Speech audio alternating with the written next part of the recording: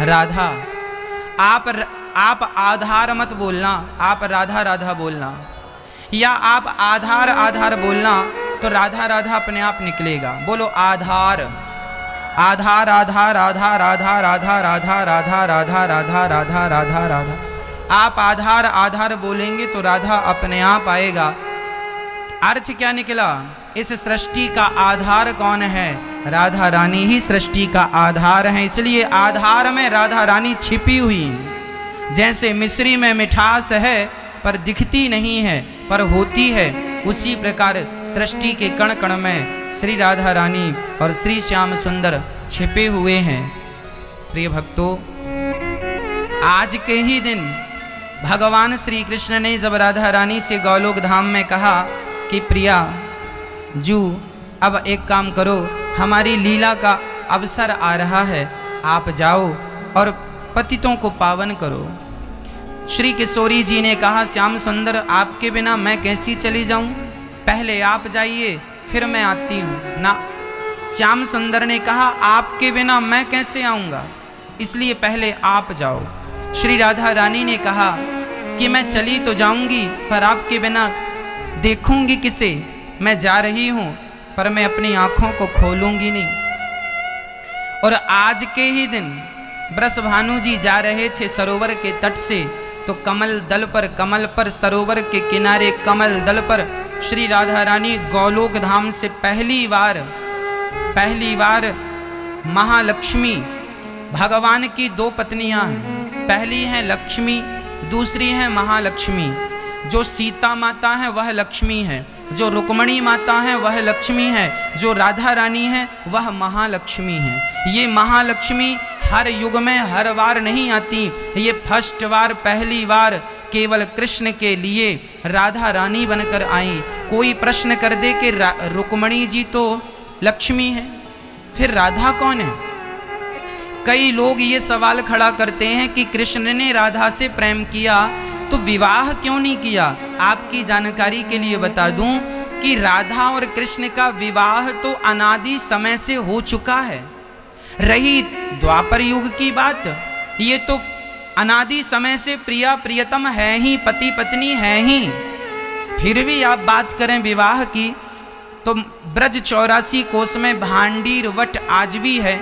हम आपको कई बार बता चुके हैं, उस भांडीर वट में कृष्ण ने राधा जी से विवाह किया था। भगवान श्री कृष्ण जी ने श्री राधा रानी जी से विवाह किया था। ये टीवी पर आप जो देख रहे हैं यही भांडीर वट है।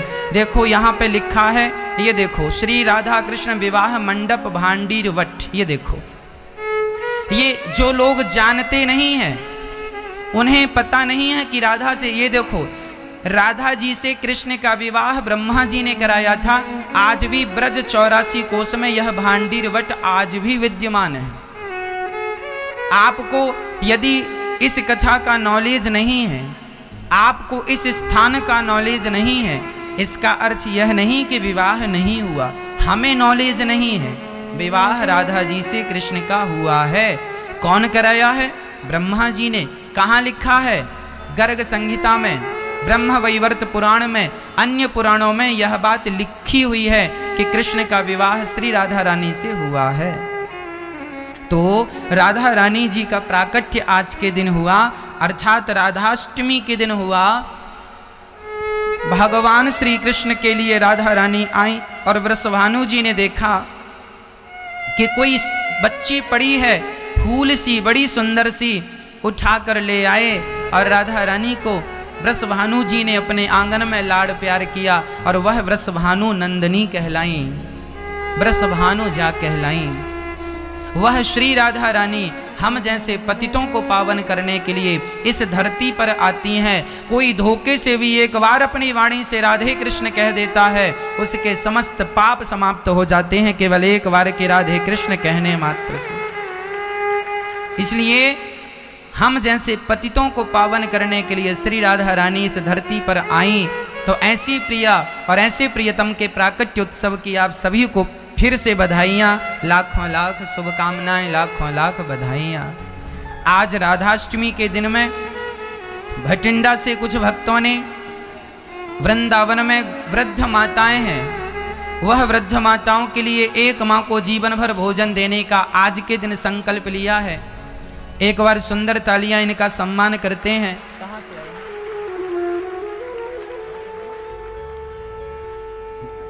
एक माँ का सहारा बन रहे हैं, एक बार इनके लिए सुंदर तालियां।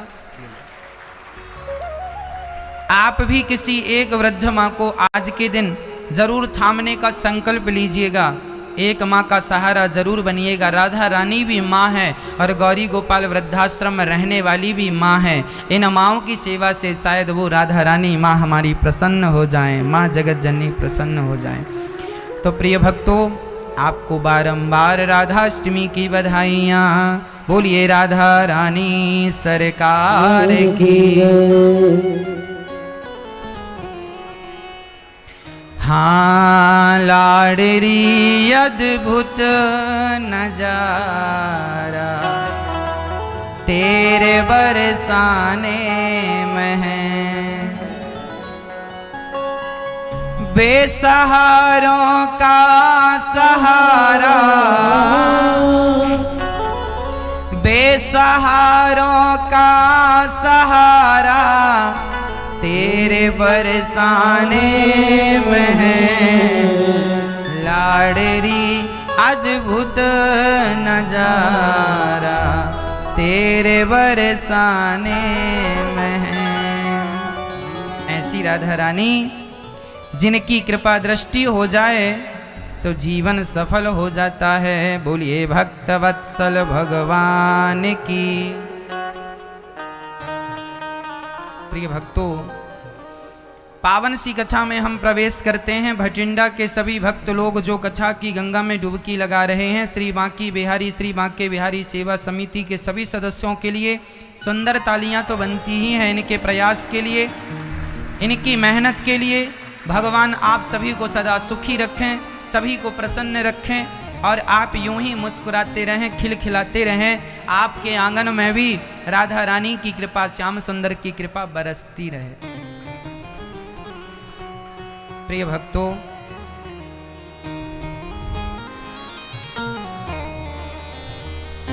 साधना टीवी और यूट्यूब के माध्यम से जो कथा श्रवण कर रहे हैं, आप सभी को भी बारंबार बधाइयाँ, राधाष्टमी की शुभकामनाएं।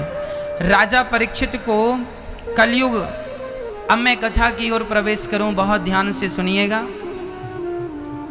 शोर बिल्कुल ना कीजिएगा, प्रसन्न चित्त रहिएगा, होंठों पर मुस्कान बनाए रखिएगा और प्रसन्नता से कथा सुनिएगा। मोबाइल बिल्कुल ना चलाइएगा, बातें बिल्कुल ना कीजिएगा, बिल्कुल सावधान होके सुनिएगा। हाँ मैया जी, ओ मैया, हो गई पंचायत? अब सुन लो। राजा परीक्षित को 7 दिन में मरने का श्राप क्यों लगा? एक बार राजा परीक्षित अपने शहर का, अपने नगर का, अपने राज्य का मुआयना करने के लिए गए। देखूं तो मेरी प्रजा कितनी सुखी और कितनी दुखी है। जब वह गए तो एक गाय और एक बछड़ा, दोनों को एक काला सा व्यक्ति बहुत मार रहा था, बहुत प्रताड़ित कर रहा था, परेशान कर रहा था। राजा परीक्षित ने देखा, वह बूढ़ी सी गाय बछड़े से कह रही थी, बेटा ये युग ही है, तुम रोना मत। वह बछड़ा जो था 3 पांव टूट चुके थे, 1 पांव के बल पे खड़ा था। राजा परीक्षित ने हाथ जोड़ के कहा गौ माता से, गौ माता आप इतनी दुखी क्यों हैं? और ये बछड़ा इतने दुखी, आप क्यों इतने दुखी हैं? यह जो बछड़ा था कोई और नहीं, धर्म ही बछड़ा था, और गाय कोई और नहीं, पृथ्वी ही गाय थी। पृथ्वी जब भी भगवान के सामने जाती है तो गाय बन करके जाती है, और धर्म ही बछड़ा है। तो बछड़े के 3 पांव टूट चुके हैं, 1 पांव से खड़ा है, और गाय बहुत दुखी है। गाय कहती है, महाराज परीक्षित मैं किसे दोषी ठहराऊं? धर्म कहते हैं मैं किसे दोषी ठहराऊं? ये कलयुग है, इस युग में हम दुखी तो रहेंगे ही। आपको क्या बताएं, हम अपने भाग्य को दोषी ठहराएं या आपके राज्य की व्यवस्था को दोषी करार दें? हम किसी को दोषी नहीं कहते, हम स्वयं दोषी हैं। परीक्षित ने जब सुनी कि यह सामान्य व्यक्ति की बातें नहीं हो सकती, यह तो धर्म है। इस कलयुग में धर्म के 3-4 चरण होते हैं। हर युग में लेकिन इस कलयुग में 3 चरण टूट चुके हैं, सत्य, दया, दान और तप। कलयुग के यह चार पांव होते हैं। इसलिए आपने शंकर जी के मंदिर में देखा होगा, नंदी महाराज 1 पांव आगे करके बैठते हैं, 3 पांव अंदर की ओर होते हैं। वो अंदर की ओर नहीं, एक्चुअली वह पांव है ही नहीं, टूट गए। नंदी कौन है? नंदी मतलब धर्म। धर्म के 4 चरण होते हैं, सत्य, दया, दान और तप। इस कलिकाल में, कलयुग में 3 पांव टूट चुके हैं। इसलिए नंदी महाराज का 1 पांव आगे होता है। 1 पांव आगे का अर्थ क्या है? इस कलयुग में सत्य चला गया। सत्य नहीं बोलता कोई, जो बोलते हैं उन कम लोगों के बल पर ये पृथ्वी टिकी हुई है। सत्य है, कम मात्रा में बचा है, ऐसा नहीं कि नहीं। सत्य, दया, दया भी कम मात्रा में बची है, कम दया बहुत कम लोग करते हैं। सत्य, दया और तप, तपस्या भी ना के बराबर बची है, कम मात्रा में तप कर रहे हैं लोग। हिमालय की तलहटी में 35 संत ऐसे हैं जिनके बारे में हमें पता चला। एक संत आए हिमालय में, जो हिमालय में दिन रात वहीं रहते हैं। एक बार वह संत आए भागवत में, दास अनिरुद्ध वृंदावन में भागवत सुना रहा था, और हिमालय से वह तपस्या करने वाले एक संत आए और उन्होंने हमें बताया कि हम केवल कथा सुनने आए हैं और अब यहाँ से सीधा हिमालय चले जाएंगे, इसके बाद अब कभी नहीं आएंगे।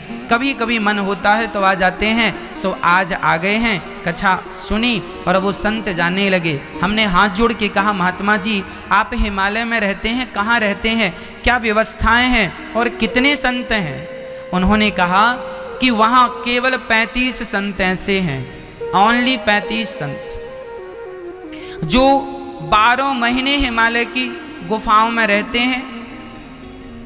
जब केदारनाथ, बद्रीनाथ 6 महीने के लिए बंद हो जाते हैं, बर्फ की चादर होती है, उस समय भी वह 35 संत वहीं रहते हैं, भजन करते हैं भगवान का। एक संत के बारे में उन्होंने बताया कि वहां ऐसे उच्च कोटि के संत रहते हैं जिन्होंने कई बार भगवान का साक्षात्कार किया। एक संत के बारे में उन्होंने बताया कि वो संत ऐसे हैं जो गंगा के तट पर रोज रोने की साधना करते हैं। साधना वहां कई प्रकार की होती है। एक साधना होती है नाम जप की, जो नाम जपते हैं केवल सीताराम सीताराम, राधे श्याम श्रीमन नारायण श्रीमन नारायण, जो जिसका भाव है वह अपने इष्ट को प्रणाम करते हैं। एक संत हैं जो गंगा के तट पर खड़े होके 5 घंटे रोने की साधना करते हैं। रोने की साधना, हमने पूछा ये रोने की साधना क्या है? बोले रोज वह भजन करके आते हैं और गंगा के तट पर खड़े होकर सिर्फ रोते हैं, सिर्फ रोते हैं, सिर्फ रोते हैं। पूछा हमने क्यों रोते हैं? धन के लिए? ना ना ना, धन की चाहत होती तो वो संसार छोड़ के हिमालय काहे को जाते? धन की चाहत नहीं है तो भोगों की चाहत है ना, भोगों की चाहत नहीं है, फिर रोते क्यों है? केवल भगवान से प्रेम है। आपका जिससे प्रेम होता है ना, उसके लिए आंसू तो आते हैं। आपका बेटा परदेश चला गया तो आपको बेटे से क्या चाहिए? जब बेटा परदेश में होता है तो माँ उस बेटे को याद कर कर के रोती है। तो बताओ, क्या माँ बेटे के धन के लिए रोती है? क्या माँ की कुछ इच्छाएं हैं इसलिए रोती है? ना, माँ बेटे से प्रेम करती है और वो प्रेम के कारण अपने आप अनायास ना चाह कर भी आंसू आते हैं। उसी प्रकार इतना प्रेम है भगवान के श्री चरणों में कि माँ भगवती को याद करते हैं। जब वह गंगा माँ को देखते हैं तो गंगा भगवान के चरणों से निकली है, तो गंगा को देखकर उन्हें भगवान के चरण याद आ जाते हैं और भगवान के चरणों को देख देख करके वो 5 घंटे की साधना रोने की है, केवल रोते हैं, केवल रोते हैं। यह तो वो संत हैं जिनके बारे में उन संत ने हमें बताया। अब मैं दूसरी एक भक्ता के बारे में आपको बताऊं जिन्हें हमने अपनी आंखों से देखा। जगन्नाथपुरी में आज भी, जब ये दास अनिरुद्ध 2 वर्ष पहले जगन्नाथपुरी जब हम गए और हमने जगन्नाथ भगवान का दर्शन किया, और जगन्नाथ भगवान का दर्शन करके जब बाहर प्रांगण में आकर बैठे तो एक माँ आई हमारे पास। वो माँ, एक पुलिस वाले भाई हमारे पास आए और उन्होंने हमसे कहा, महाराज जी हम आपको किसी से मिलाना चाहते हैं। हमने कहा मिलाइए। तो उन्होंने एक बूढ़ी माँ से मिलाया। हमने कहा ये माँ का परिचय क्या है? बोले इनका परिचय कोई दे नहीं सकता, आप खुद देख सकते हैं। हमने कहा चलो देखेंगे। वो माँ, रोज हमने उन्हें देखा, वो हमें अपना बेटा कह के बुलाई। उन्होंने अपने घर ले जाके हमें अपने हाथ से उन्होंने भोजन कराया और हमने उन्हें देखा। वहाँ के सारे लोग बताते हैं कि वह माँ जगन्नाथ भगवान के मंदिर में रोज जाती हैं और 1 घंटे तक रोती हैं। मैंने अपनी आंखों से देखा, ये दास अनिरुद्ध इस बात का गवाह है, हमने भी देखा। वह माँ, हम उनके पीछे पीछे गए और हमने देखा कि वह जगन्नाथ जी मंदिर के बिल्कुल सामने खड़े होकर द्वार में, और वह रोती हैं और रोती रोती रोती रोती 1 घंटे तक रोती हैं। और ऐसे रोती हैं कि उनकी सारी आंखों के आंसू से यहाँ से लेके पूरी साड़ी गीली होकर जिस पत्थर पर खड़ी होती हैं, जिस जगह पर, वह जगह भी गीली हो जाती है। उनके जाने के बाद उनको जानने वाले भक्त उनके आंखों के आंसू से जो पत्थर गीला हो जाता है, उन आंसुओं से अपने नेत्रों में लगाकर, माथे पे लगा के अपने जीवन को कृतार्थ मानते हैं। उस स्त्री को आज भी वहाँ कर्माबाई के नाम से जाना जाता है। उनका दर्शन सबके वश में नहीं है। आप कभी जाएंगे तो शायद है कि आपको हो। हम 2 वर्ष पहले गए थे, कोरोना काल के पहले, तो वहाँ हमने दर्शन किया माँ का, और वहाँ जो भक्त साथ गए थे उन्हों भक्तों को भी हमने उनका दर्शन कराया। इस कलयुग की कर्माबाई कहते हैं, वही कर्माबाई जिन कर्माबाई की खिचड़ी भगवान खाया करते थे।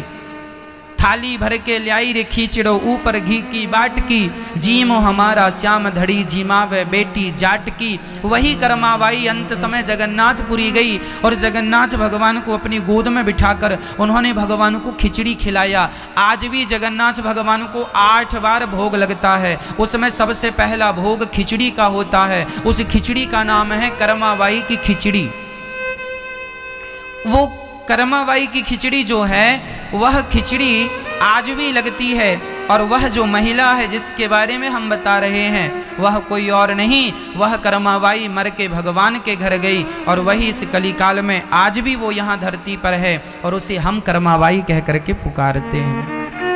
तो ये साधना जो है रोने की साधना है, मैंने अपनी आंखों से देखा है। इसलिए मैं कहता हूँ इस कलिकाल में ना तुम यज्ञ करके भगवान को पा सकते हो, ना तो जप करके भगवान को पा सकते हो, ना तप करके भगवान को पा सकते हो। भगवान को पाना है तो एक ही उपाय है, भगवान के प्रेम में केवल रोना सीख लीजिए। जैसे मछली पानी से निकल जाने के बाद तड़पती है, मैं ये नहीं कहता कि तुम जानबूझकर रोने लग जाओ। अरे कहने से कोई रोना थोड़ी आता है। जिसके हृदय में प्रेम होगा उसी की आंखों में आंसू भी होंगे। इसलिए भगवान से प्रेम करोगे तो आंसू के लिए मोहताज नहीं रहोगे। इसलिए मैं अयोध्या में जब रहा तो मैं वहां भी देखता रहा। मेरा जीवन काल बचपन से लेके आज तक संतों की निकटता में गुजरा है। हमने भक्तों का बहुत करीब से दर्शन किया है। एक संत को हमने देखा जो मधुकरिया संत थे। मधुकरिया अर्थात भिक्षा मांगकर जो मिल जाए खा लेते थे, बाकी भगवान का भजन करते थे। जब हम अयोध्या में विद्यार्थी जीवन में पढ़ रहे थे तो हमने देखा कनक बिहारी जी के मंदिर में एक संत रोज आते थे और दीवार पे, वहाँ द्वार पर खड़े हो जाएं, दीवार से टिक जाएं और बड़े प्रेम से वह केवल रोते थे, केवल रोते थे। भगवान को देखते जाएं और रोते जाएं, देखते जाएं, रोते जाएं, देखते जाएं, रोते जाएं, देखते जाएं, रोते जाएं। केवल रोता है। जो भक्त होते हैं ना, सच्चे भक्त, वह केवल भगवान के लिए रोते हैं, भगवान को पाने के लिए रोते हैं। इसलिए कहा करता हूँ कि जैसे मछली तड़प तड़प करके पानी को याद करती है, नहीं मिलता तो मर जाती है, पर ऑप्शन उसके पास कुछ होता नहीं है। इसी तरह यदि हमारे बीच में भी, हमारे जीवन में भी यदि कृष्ण के सिवा कोई ऑप्शन नहीं है तो हम भी उनके लिए रोएं। और आपसे प्रार्थना करता हूँ भगवान को जल से स्नान कराने की जरूरत नहीं है।